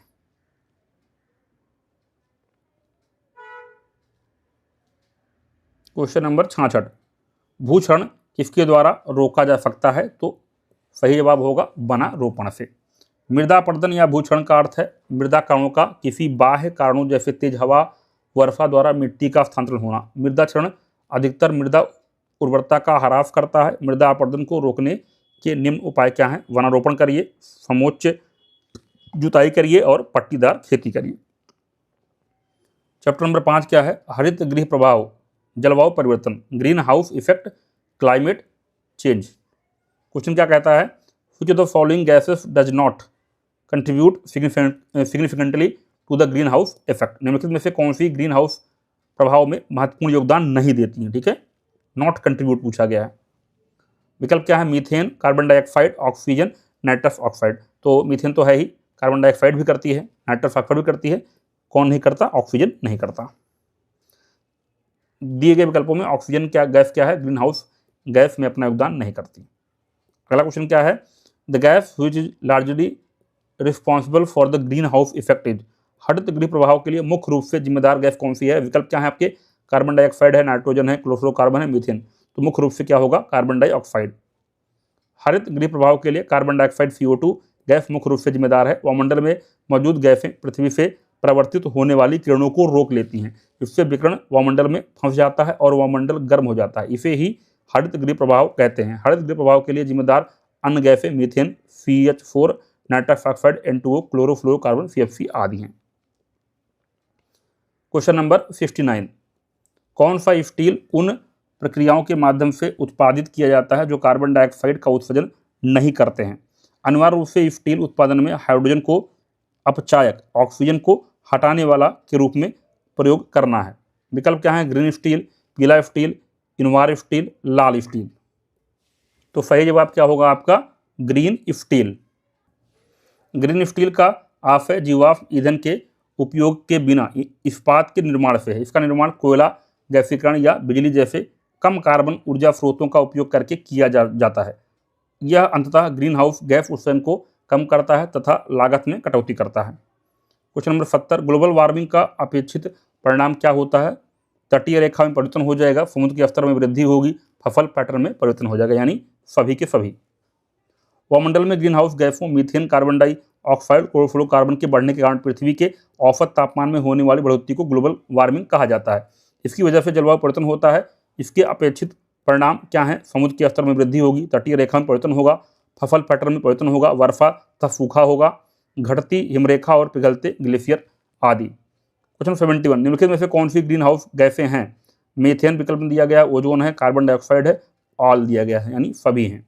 Methane, ozone, carbon dioxide, nitrous oxide, chlorofluorocarbon, जलवाष्प आदि ग्रीन हाउस गैसें हैं। ग्रीन हाउस गैसें ग्रह के वातावरण या जलवायु में परिवर्तन और अंततः भूमंडलीय उष्मीकरण के लिए उत्तरदायी होती हैं। 72, अंटार्कटिका के डूम्सडे ग्लेशियर का मूल नाम क्या है जो हाल ही में चर्चा में रहा था? तो उसका नाम है थ्वाइट्स ग्लेशियर। अंटार्कटिका का थ्वाइट्स ग्लेशियर, जिसे डूम्सडे ग्लेशियर के नाम से जाना जाता है, जलवायु परिवर्तन के कारण इसका तेजी से पिघलना लंबे समय से चिंता का विषय बना हुआ है, क्योंकि यह वैश्विक समुद्र स्तर में तेजी लाने के का कारण जो है बन सकता है। थ्वाइट्स ग्लेशियर 120 किलोमीटर चौड़ा है, जो सबसे व्यापक है और तेजी से पिघल रहा है। क्वेश्चन नंबर 73, निम्नलिखित में से कौन सी गैस ग्रीन हाउस गैस नहीं है? पूछा गया है। विकल्प क्या है? मीथेन, जलवाष्प, कार्बन डाइऑक्साइड, नाइट्रोजन। सही उत्तर क्या होगा? Nitrogen. Nitrogen gas green house gas नहीं है। यह वायुमंडल में सबसे अधिक मात्रा में पाई जाने वाली गैस है। यूएस पर्यावरण सुरक्षा एजेंसी के मुताबिक जो गैसें उष्मा को वायुमंडल से बाहर नहीं जाने देती उन्हें ग्रीन हाउस गैस कहते हैं, जैसे carbon dioxide, methane, nitrous oxide, chlorofluorocarbon, जलवाष्प आदि। ग्रीन हाउस गैसों में सबसे ज़्यादा उत्सर्जन कार्बन डाइऑक्साइड गैस का होता है। इस गैस का उत्सर्जन पेट्रोलियम ईंधन के दहन के रूप में होता है। धान के खेत में एवं पशु के जुगाली करने में CH4 मीथेन गैस उत्सर्जित होती है। क्वेश्चन नंबर 74, निम्नलिखित में से क्या एक ग्रीन हाउस गैस नहीं है? फिर वही पूछा गया। जलवाष्प है, ओजोन है, आपका नाइट्रस ऑक्साइड है, कार्बन मोनोऑक्साइड CO नहीं है। वायुमंडल में उष्मारोधी गैसों की मात्रा बढ़ जाने के कारण वायुमंडल में औसत तापमान में वृद्धि हो जाने को ही ग्रीन हाउस प्रभाव अथवा वैश्विक तापन कहा जाता है। ग्रीन हाउस गैस की संकल्पना सर्वप्रथम 1824 ईस्वी में जोसेफ फोरियर ने की थी। वायुमंडल में पाई जाने वाली प्रमुख ग्रीन हाउस गैसें जलवाष्प, carbon dioxide CO2, methane CH4, chlorofluorocarbon CFC, nitrous oxide N2O, ozone O3 आदि हैं। जबकि कार्बन मोनोऑक्साइड CO एक ग्रीन हाउस गैस नहीं है। क्योटो प्रोटोकॉल अंतर्राष्ट्रीय समझौते के तहत जो UNFCCC United Nations framework convention on climate change से संबंध है, ग्रीन हाउस प्रभाव को कम करने के लिए फरवरी 2005 से प्रभावी कर दिया गया है। क्वेश्चन नंबर 75, निम्न गैसों में से कौन सी ग्रीन हाउस गैस नहीं है? फिर वही पूछा गया है। CO2 है, CH4 है, NO2 है, O2 ऑक्सीजन नहीं है।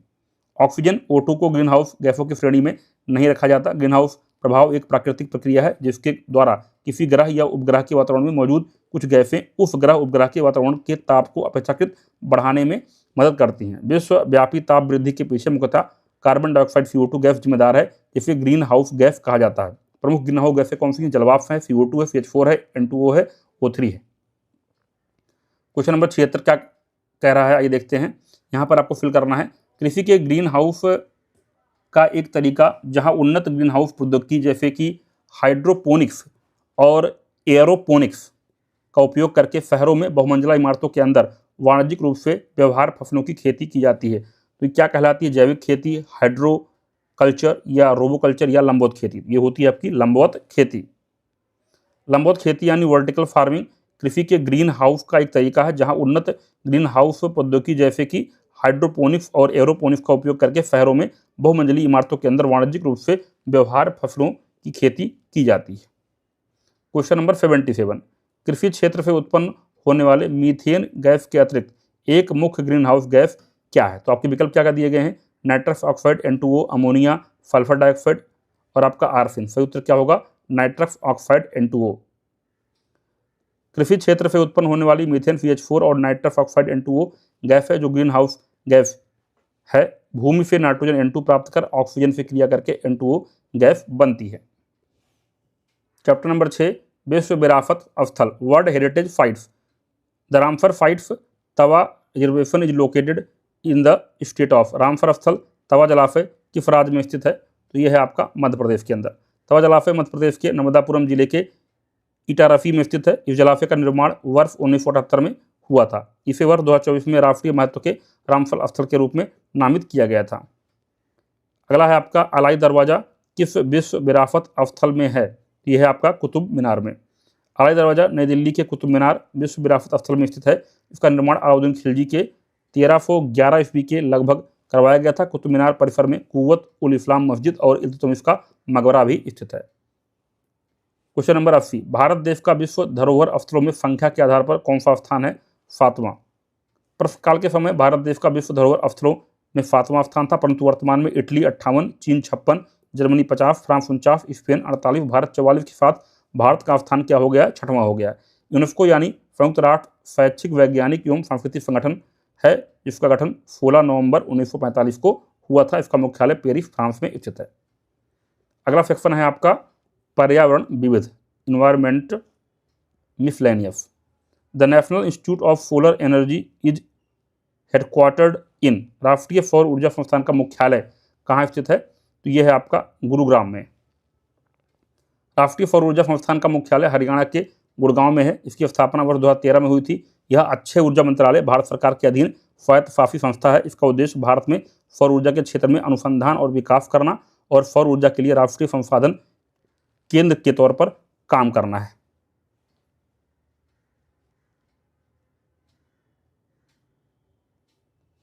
अगला सवाल है, the headquarter of amnesty international is located in, amnesty international का मुख्यालय कहाँ पर है? तो यह है आपका लंदन में। एमनेस्टी इंटरनेशनल का मुख्यालय लंदन में है। इसकी स्थापना वर्ष 1961 में पीटर बेनेसन द्वारा की गई थी। यह एक गैर सरकारी संगठन है जो मानवाधिकारों के लिए काम करता है। वर्ष 1977 में एमनेस्टी इंटरनेशनल को अत्याचार के खिलाफ मानवीय गरिमा की रक्षा के लिए शांति का नोबेल पुरस्कार मिला था। When was the International Big Cat Alliance IBCA launch by India, Bharat द्वारा अंतर्राष्ट्रीय बिग कैट अलायंस कब शुरू किया गया था? तो सही उत्तर क्या होगा आपका? 9 अप्रैल 2023 को। अंतर्राष्ट्रीय बिग कैट अलायंस IBCA का मुख्यालय नई दिल्ली भारत में है। इसकी स्थापना भारत सरकार द्वारा 9 अप्रैल 2023 को मैसूर में प्रोजेक्ट टाइगर के 50 साल पूरा होने के अवसर पर PM मोदी द्वारा किया गया था। क्वेश्चन नंबर 84, गुजरात प्रदूषण नियंत्रण बोर्ड GPCB ने सूरत, यहाँ फिल करना आपको, सूरत शहर में वर्ष 2019 में कण पदार्थ उत्सर्जन के व्यापार के लिए दुनिया का पहला बाजार शुरू किया था। ठीक है, कहाँ पर? सूरत में। गुजरात प्रदूषण नियंत्रण बोर्ड GPCB ने सूरत शहर में वर्ष 2019 में कण पदार्थ उत्सर्जन के व्यापार के लिए दुनिया का पहला बाजार शुरू किया था। अभियान E8 निम्नलिखित में से किससे संबंधित है? तो एलिफेंट से, हाथी से। अभियान E8 हाथी से संबंधित है। इसे हाथी 8 मिशन भी कहते हैं। यह एक अंतर्राष्ट्रीय मंत्रिस्तरीय बैठक का एक हिस्सा था जिसे वर्ष 2011 में शुरू किया गया था। इस बैठक में 8 देशों Bharat, Thailand, Kenya, Botswana, Indonesia, Sri Lanka, Congo गणराज्य और तंजानिया ने भाग लिया था। कौन कौन थे? फिर से देखिए, Bharat, Thailand, Kenya, Botswana, Indonesia, Sri Lanka, Congo गणराज्य और तंजानिया। भारत में FRI फॉरेस्ट रिसर्च इंस्टीट्यूट कहाँ पर है? तो यह है आपका देहरादून में। भारत में वन अनुसंधान संस्थान FRI forest research institute Dehradun में स्थित है। इसकी स्थापना वर्ष 1906 में हुई थी। शहरी केंद्रों जैसे ग्रीन बेल्ट, पार्क, सड़क किनारे के रास्ते में और उसके आसपास सार्वजनिक और निजी स्वामित्व वाली भूमि पर पेड़ों का पालन और प्रबंधन क्या कहलाता है? अर्बन फॉरेस्ट्री यानी शहरी वानिकी कहलाती है। शहरी वानिकी वस्तुतः शहरों में वृक्षों को लगाने तथा हरियाली बढ़ाने की एक प्रक्रिया है। इसके अंतर्गत शहरी केंद्रों जैसे ग्रीन बेल्ट, पार्क, सड़क किनारे के रास्ते व उसके आसपास सार्वजनिक और निजी स्वामित्व वाली भूमि पर पेड़ों का पालन और प्रबंधन किया जाता है। अखिल भारतीय बाघ आकलन अभ्यास प्रत्येक 4 वर्षों में एक बार किया जाता है। अखिल भारतीय बाघ आकलन अभ्यास प्रत्येक 4 वर्ष में एक बार किया जाता है। इसे राष्ट्रीय बाघ संरक्षण प्राधिकरण, भारतीय वन्यजीव संस्थान और राज्य वन विभाग के संयुक्त प्रयासों से आयोजित किया जाता है। वर्ष 2022 के आकलन के अनुसार देश में कुल बाघ 3682 हैं। वृद्धि प्रतिवर्ष 6% हो रही है। सर्वाधिक बाघों वाले राज्य मध्य प्रदेश में 785, कर्नाटक में 563, उत्तराखंड में 560 हैं। अगला है आपका न्यूमेटोफोर निम्नलिखित में से किससे संबंधित हैं? तो आपके विकल्प क्या क्या दिए गए हैं? हिमालयी वन, रॉक बेड, रेगिस्तान, मैंग्रोव। न्यूमेटोफोर मैंग्रोव व अन्य दलदली पौधों की जड़ों से संबंधित है। इन पौधों की जड़ें मिट्टी से ऊपर की ओर बढ़ती हैं और गैसों का आदान प्रदान करने के लिए ऑक्सीजन प्राप्त का प्राप्त करने का काम करती हैं। तो सही विकल्प क्या होगा आपका? मैंग्रोव। अगला क्वेश्चन क्या बोल रहा है? जलवायु परिवर्तन पर घरेलू अनुसंधान को बढ़ावा देने और देश की जलवायु परिवर्तन विशेषज्ञता का निर्माण करने के प्रयास में जलवायु परिवर्तन आकलन संबंधी भारतीय नेटवर्क INCCA किस वर्ष शुरू किया गया था? तो इसकी शुरुआत हुई थी 2009 में। जलवायु परिवर्तन आकलन संबंधी भारतीय नेटवर्क INCCA की शुरुआत अक्टूबर 2009 में हुई थी। इसका उद्देश्य जलवायु परिवर्तन पर घरेलू जलवायु अनुसंधान को बढ़ावा देने और देश की जलवायु परिवर्तन विशेषज्ञता का निर्माण करना। इसके तहत नीति निर्माण में मापन, निगरानी और मॉडलिंग के उपयोग को बढ़ाया जाता है। क्वेश्चन नंबर 91, शीतोष्ण क्षेत्रों में जहां बर्फबारी आम होती है वहां मिट्टी के साथ पौधे को उसकी सामान्य स्थिति से ऊपर उठाने के कारण पौधों को होने वाली चोट को क्या कहा जाता है? तो उसको कहते हैं आपका हीबिंग। शीतोष्ण क्षेत्रों में जहां बर्फबारी आम होती है वहां मिट्टी के साथ पौधों को उसकी सामान्य स्थिति से ऊपर उठाने के कारण पौधों को होने वाली चोट को हीबिंग कहा जाता है। इसमें बार बार मिट्टी के जमने और पिघलने से जड़ें जमीन से बाहर निकल आती हैं। अगला सवाल क्या है? यहाँ पे आपको फिल करना था गैप में। एक जीव है जो कार्बनिक सबस्ट्रेट से हाइड्रोजन या इलेक्ट्रॉन प्राप्त करता है, तो उसे क्या बोलते हैं? उसे बोलते हैं ऑर्गेनोट्रोफ।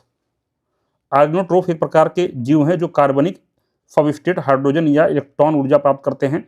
माइक्रोबायोलॉजी में ये ऐसे जीव होते हैं जो अपने श्वसन प्रक्रियाओं के लिए इलेक्ट्रॉनों की प्राप्ति ऑर्गेनिक पदार्थों से करते हैं। अगला क्वेश्चन है आपका, क्योटो प्रोटोकॉल कब लागू हुआ? तो आपके विकल्प क्या क्या हैं? 2005, 2010, 2000, 2020। सही उत्तर क्या होगा? 2005। क्योटो प्रोटोकॉल एक अंतर्राष्ट्रीय संधि है जिसे दिसंबर 1997 में क्योटो, जापान में अपनाया गया था। इसे 16 फरवरी 2005 से लागू किया गया था।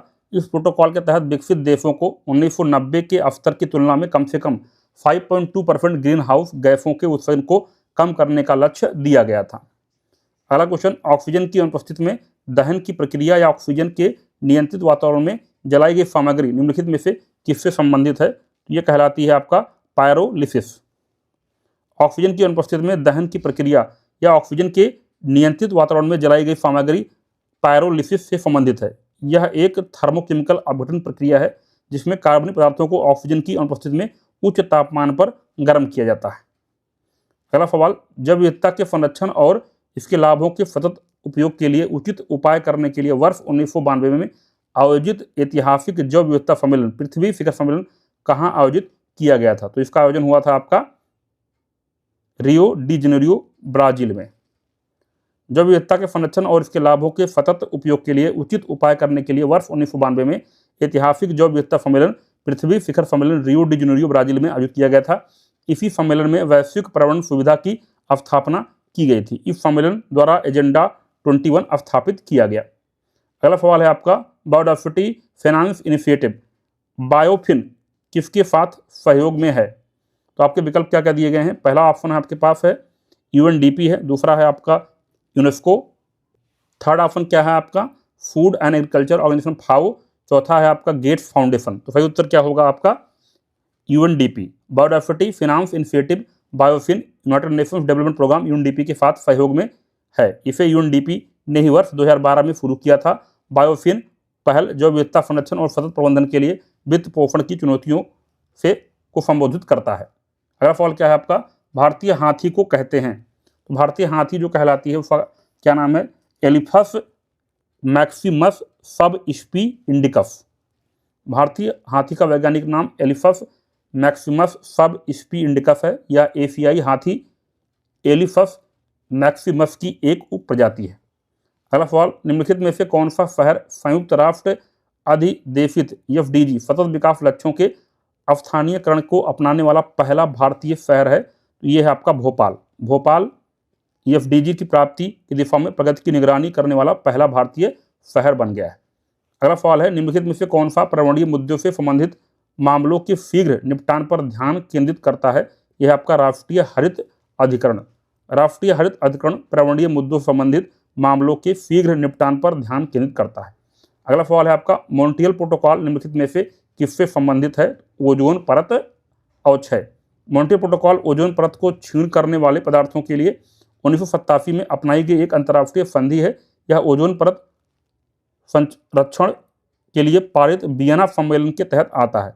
16 सितंबर को ओजोन परत के संरक्षण के लिए अंतर्राष्ट्रीय दिवस मनाया जाता है।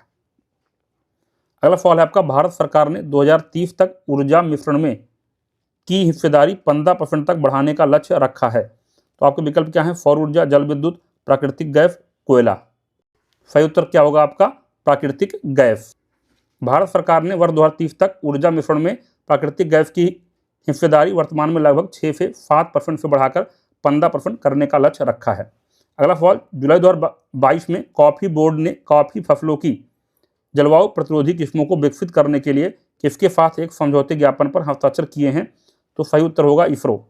जुलाई 2022 में भारतीय कॉफी बोर्ड ने कॉफी फसलों की जलवायु प्रतिरोधी किस्मों को विकसित करने के लिए इसरो के साथ समझौते ज्ञापन पर हस्ताक्षर किया है। कॉफी बोर्ड एक सांविधिक निकाय है। इसकी स्थापना वाणिज्य और उद्योग मंत्रालय के प्रशासनिक नियंत्रण के तहत की गई है। इसका प्रधान कार्यालय बेंगलुरु में है। अगला सवाल है, UNFCCC का अर्थ निम्नलिखित में से क्या है? United Nations framework convention on climate change. UNFCCC का अर्थ क्या है? United Nations framework convention on climate change है। इसे जलवायु परिवर्तन पर संयुक्त राष्ट्र फ्रेमवर्क कन्वेंशन कहा जाता है। यह संयुक्त राष्ट्र की इकाई है जो जलवायु परिवर्तन से उत्पन्न होने वाले संकटों के प्रति वैश्विक प्रतिक्रिया का समर्थन करती है। इसका गठन 1992 में रियो डी जनेरियो में हुए पृथ्वी सम्मेलन के दौरान किया गया था। यह 1994 में प्रभाव में आया। UNFCCC का मुख्यालय बॉन, जर्मनी में है। पर्यावरण, वन एवं जलवायु परिवर्तन मंत्रालय MOEFCC ने अक्टूबर 2019 में भारत में इनमें से किस दुर्लभ लुप्तप्राय प्रजाति की संख्या की गणना करने का पहला राष्ट्रीय प्रोटोकॉल आरंभ किया था? तो सही विकल्प क्या होगा? हिम तेंदुआ। पर्यावरण, वन एवं जलवायु परिवर्तन मंत्रालय ने अक्टूबर 2019 में भारत में दुर्लभ और लुप्तप्राय प्रजाति हिम तेंदुआ की संख्या की गणना करने का पहला राष्ट्रीय प्रोटोकॉल आरंभ किया था। इसका उद्देश्य आने वाले दशक में दुनिया में हिम तेंदुए की आबादी को दुगुना करना। इस सर्वेक्षण में भारत के साथ नेपाल, मंगोलिया, रूस सहित हिम तेंदुओं की मौजूदगी वाले देश भी शामिल होंगे। अगला सवाल, निम्नलिखित में से किसके परिणाम स्वरूप पानी की गुणवत्ता में गिरावट आई है? गंदे पानी का सही से निपटान न करना। गंदे पानी का सही से निपटान न करने के कारण पानी की गुणवत्ता में गिरावट आई है। अगला सवाल, भारत में ऐसा कौन सा पहला एकमात्र राज्य है जहां छत पर बरसात के पानी के संग्रहण ढांचों का निर्माण सभी घरों के लिए अनिवार्य है? तो वो राज्य है आपका तमिलनाडु। तमिलनाडु भारत का पहला राज्य है जिसमें राज्य के सभी घरों में छत पर वर्षा जल संचय को अनिवार्य बना दिया गया है। छत पर वर्षा जल संचय संरचना उस तकनीक का हिस्सा है जिसके माध्यम से छत जल ग्रहणों से वर्षा जल को प्राप्त किया जाता है और जलाशयों में संग्रहित किया जाता है। तमिलनाडु भारत का पहला राज्य था जिसमें भूजल की कमी से बचने के लिए छत पर वर्षा जल संचय प्रारंभ किया गया और इसे प्रत्येक इमारत के लिए अनिवार्य कर दिया गया। तमिलनाडु सरकार के छत वर्षा जल संचय मॉडल ने 5 वर्षों के भीतर एक उत्कृष्ट परिणाम दिया और चेन्नई में 5 वर्षों में जलस्तर में 50% की वृद्धि हुई है। अगला सवाल, हाल ही में उत्तर प्रदेश राज्य का नाम Guinness book of world record में मुख्यमंत्री अखिलेश यादव द्वारा चलाए गए किस अभियान के लिए दर्ज किया गया? Clean UP, green UP. प्रश्नकाल के समय उत्तर प्रदेश के मुख्यमंत्री अखिलेश यादव द्वारा 7 नवंबर 2015 को क्लीन यूपी, ग्रीन यूपी अभियान के तहत एक ही दिन में विभिन्न जिलों में 10 लाख से अधिक वृक्षारोपण किया गया। इस अभियान के तहत उत्तर प्रदेश राज्य का नाम Guinness book of world record में सम्मिलित किया गया। अगला सवाल है आपका, नगर पालिका के कूड़े कचड़े एक बड़े फर्नेस में जलाए जाते हैं। इस फर्नेस को क्या कहा जाता है? इसे बोलते हैं इंसिनरेटर। नगर पालिका के कूड़े कचरे को जलाने के लिए एक बड़े फर्नेस का प्रयोग किया जाता है। इसे इंसिनरेटर कहते हैं। ग्लोबल फुटप्रिंट नेटवर्क की स्थापना किस वर्ष हुई थी? तो इसकी स्थापना हुई थी 2003 में। ग्लोबल फुटप्रिंट नेटवर्क की स्थापना 2003 में हुई थी। 2003 में ग्लोबल फुटप्रिंट मूल रूप से संयुक्त राज्य अमेरिका, बेल्जियम, स्विट्जरलैंड में स्थित एक स्वतंत्र थिंक टैंक है। इसका मुख्यालय ऑकलैंड, कैलिफोर्निया में स्थित है, जबकि इसका कार्यालय जेनेवा, स्विट्जरलैंड और ब्रुसेल्स, बेल्जियम में है। ग्लोबल फुटप्रिंट नेटवर्क पर्यावरणीय पदचिह्न और जैव क्षमता सहित स्थिरता को आगे बढ़ाने के लिए उपकरण विकसित करता है और बढ़ावा देता है। मार्च 2018 तक उपलब्ध जानकारी के अनुसार किस राज्य में नवीकरणीय स्रोतों का उपयोग करके 12.3 गीगावाट कुल बिजली उत्पादन करने की क्षमता है? कर्नाटक। कर्नाटक के पास नवीकरणीय ऊर्जा की उत्पादन क्षमता 12.3 गीगावाट है, जो कि उसकी कुल विद्युत उत्पादन क्षमता का 27% है। कर्नाटक बिजली उत्पादन की दृष्टि से भारत में प्रथम स्थान पर बना हुआ है। इसके साथ ही कर्नाटक ने नवीकरणीय ऊर्जा उत्पादन के मामले में नीदरलैंड और डेनमार्क जैसे यूरोपीय देशों को भी पीछे छोड़ दिया है। तो इसी के साथ आपका जो इन्वायरमेंट का पूरा PYQ है, जितना भी प्रश्न UPSSC आयोग द्वारा पूछा गया है, इस वीडियो के अंदर जो है ये समाप्त हो चुका है। तो जो छात्र वीडियो को देखते हुए लास्ट तक पहुंचे हैं, प्लीज़ कमेंट करें आई हैव डन इट, साथ में कमेंट करें नेक्स्ट पार्ट। बाकी आपकी डिमांड जिस सब्जेक्ट को लेकर पहले है उसको भी कमेंट करिएगा, ताकि अगले वीडियो में उस सब्जेक्ट को जो है कवर किया जा सके। वीडियो देखने के लिए बहुत बहुत धन्यवाद। चैनल के बारे में दोस्तों को भी बताएं और ज़्यादा से ज़्यादा लोगों को जोड़ने का प्रयास करें, ताकि जो है मोटिवेशन लेवल हाई रहे और आपकी जो पूरी डिमांड है लेखपाल को लेकर, पूरी कंप्लीट डिमांड जो है आपकी पूरी की जा सके।